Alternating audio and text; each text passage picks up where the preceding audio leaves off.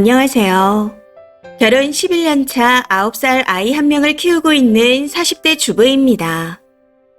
현재 분당에서 거주 중이고 복도식 아파트지만 그래도 빚이 없는 자가입니다.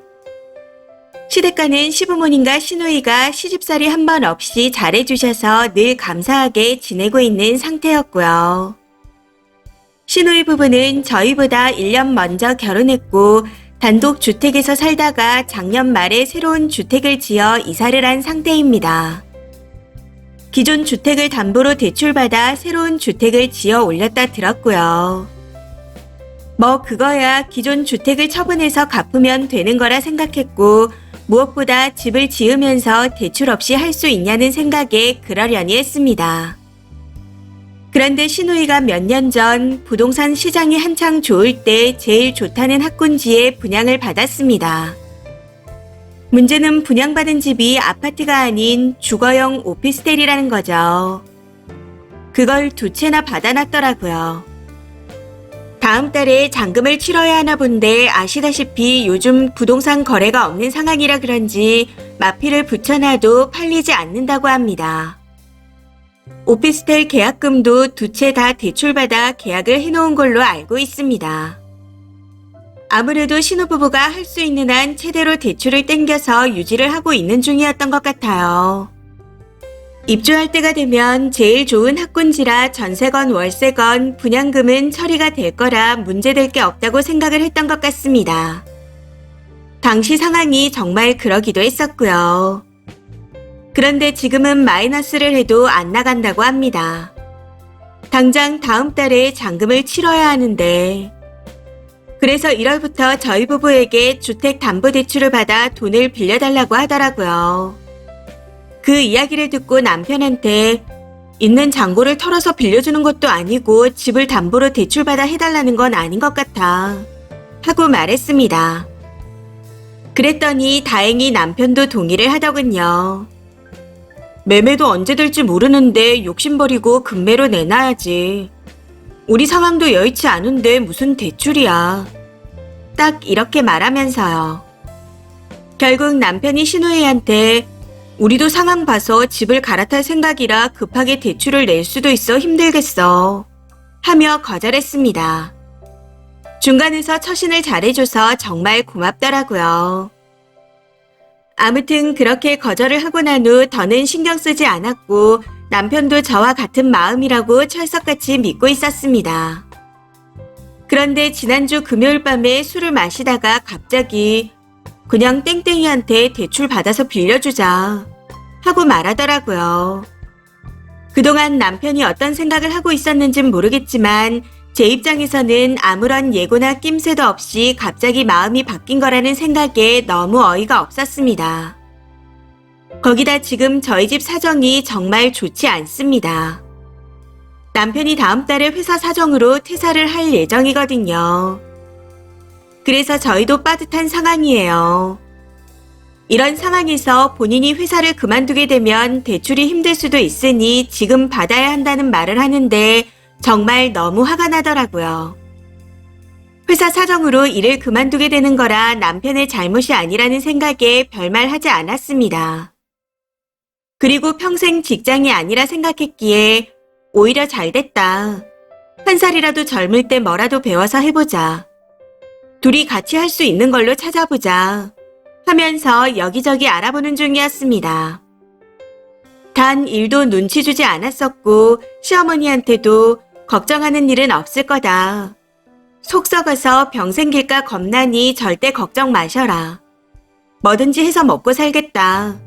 하고 제가 먼저 나서서 말씀드렸습니다. 남편도 같이 뭔가 해보는 것도 좋지만 그건 둘째고 일단 기회가 닿는 대로 면접을 보겠다며 알아보고 있는 중이었고요. 그런데 이런 상황에서 주택담보대출이라니요. 아무리 생각해도 이건 아니라는 생각에 칼같이 냉정하게 끊어야 할 것 같아 담보대출은 절대 안 된다. 죽어도 싫다. 하고 말했습니다. 그랬더니 갑자기 급발진을 하며 진짜 너무한다. 넌 니네 오빠랑 등지고 살아서 모르겠지만 난 내 동생이 안타깝고 딱해서 빌려주고 싶다. 내가 어떻게 할까? 무릎이라도 꿇고 빌까? 하고 소리를 지르며 무릎을 꿇는데 마치 1인 연극을 보는 듯한 느낌이었습니다. 물론 제가 오빠와 살갑고 애틋하게 지내진 않았지만 설사 그렇게 지냈다 하더라도 집을 담보로 돈을 빌려주진 않을 것 같습니다. 아무튼 이후에도 남편이 살면서 서로 도움 주고 받을 수 있는 거 아니냐. 지금 우리 집이 온전히 우리 둘만의 힘으로 완성된 거냐 하고 따지는데 어이가 없더라고요. 사실 저희가 집을 장만할 때 대출이 있었는데 시어머니께서 1억 5천을 해주셨습니다. 그 이야기를 꺼내면서 먼저 받은 게 있으면 우리도 주기도 하고 나중에 도움받을 수도 있는 거 아니야? 하고 말하는데 저희하고 상황이 다른 거 아닌가요? 저희는 온전히 살아갈 주거 공간을 마련하기 위함이었고 신우가 대출을 받아달라는 건 본인들 자산을 증식하는 데 기여하는 정도밖에 안 되는 거라 생각하거든요. 그런데 남편은 제가 이런 생각하는 것도 기분 나빠하며 그래도 가족이니까 라는 말을 하고 있습니다. 네, 저도 가족은 중요하다고 생각합니다. 그래서 그동안은 금전적으로 도움을 요청하면 단 한 번도 거절하지 않고 빌려줬습니다. 어머님이 저희 대출을 갚아준 1억 5천도 시누이가 집 짓느라 먼저 쓰는 바람에 1년이 넘게 걸려서 저희에게 왔습니다. 이후에도 많진 않지만 1,000, 2천씩 빌려주기도 했었고요. 잔고에 있는 걸 다 털어서 빌려주는 거요. 그런 거였다면 고민도 안 하고 빌려줬을 겁니다. 그런데 주택담보대출은 아니라고 생각합니다. 이런 제가 정말 너무한 건가요? 이제는 저도 못 빌려주는 건지 안 빌려주는 건지 빌려주기 싫은 건지 제 마음을 잘 모르겠습니다. 그래서인지 몰라도 시댁 식구들에게 미안하고 죄송스러워서 어떻게 대해야 할지 모르겠네요. 남편의 입장도 안타깝게 느껴지고요. 그렇지만 저는 지금 제 가족과 제 딸의 안위가 가장 먼저입니다. 남편은 불안한 마음은 이해한다. 근데 무이폰으로 돈을 달라고 떼쓰는 게 아니다. 지금 마피로 내놨는데 안 팔리는 거다. 하고 말하지만 저는 그게 무일푼과 마찬가지라고 생각합니다. 그 주거용 오피스텔에 시누이 부부 돈이 들어간 게 10원도 없으니까요. 제가 이런 말을 하면 담보가 있는데 왜 무일푼이냐는 말만 해대서 정말 답답할 뿐입니다. 담보가 있으면 가격을 더 내려서라도 빨리 팔고 난 후 남은 거라도 보존을 해야 한다고 생각하거든요. 안 되면 경매로 넘어간다는데 마피로 파나 경매로 팔리나 뭐라도 하나 정리를 해야 되지 않나 싶습니다. 제가 뭘 어떻게 해야 할까요?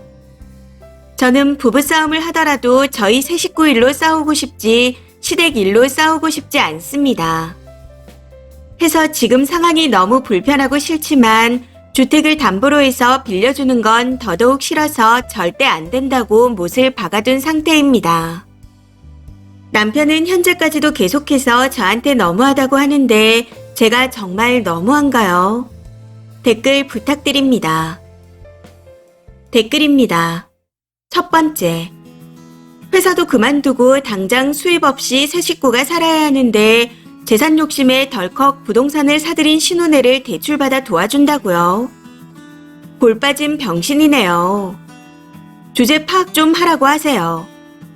백수 예정 주제에 그렇다고 다른 회사에 이직할 스펙도 없어 기술을 배우네 어쩌네 하는 무능력자가 꼴랑 집 한 채 가진 것도 다 털어먹고 싶대요.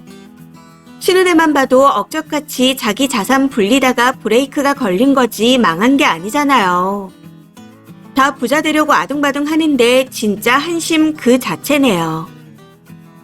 두 번째, 쓴이 아파트 공동명의 맞아요. 만약 남편 단독명의라면 곧 혼자 은행 가서 담보대출 신청할 기세 같습니다. 그도 아니면 이미 대출받아서 준 걸 수도 있으니 잘 알아보세요. 세 번째, 이혼하세요. 단 하나 있는 집을 담보 걸고 집 세 채 있는 신우한테 돈 빌려줘야 한다고 울며 무릎 꿇는 남편이 남편인가요? 그냥 신호의 오빠지.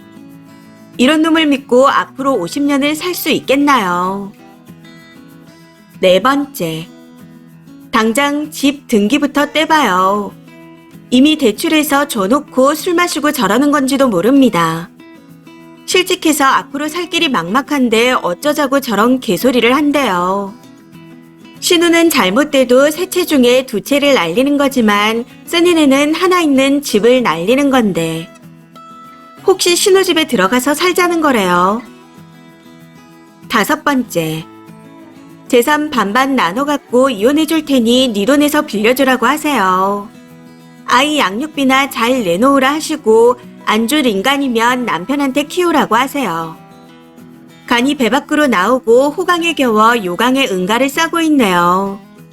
그깟 무릎 한 번에 몇 억이 나오면 무릎 꿇는 직업도 생기겠어요. 이번 사연은 여기까지입니다.